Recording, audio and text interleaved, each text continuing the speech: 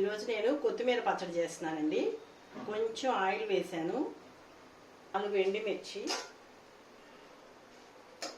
కొత్తిమీర అండి క్లీన్ చేసి కట్ చేసి పెట్టాను, నీళ్ళు వేసాను.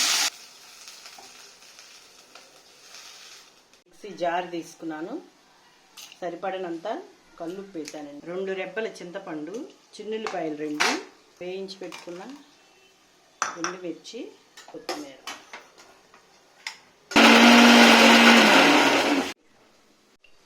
కొంచెం ఆయిల్ వేసానండి తాళింపుకి.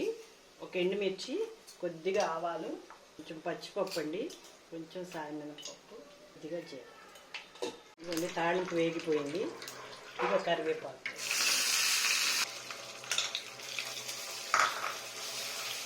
కొత్తిమీర పచ్చడి రెడీ. మీరు కూడా ఒకసారి ట్రై చేయండి, టేస్ట్ చేయండి. అలానే మా ఛానల్ని సబ్స్క్రైబ్ చేయండి.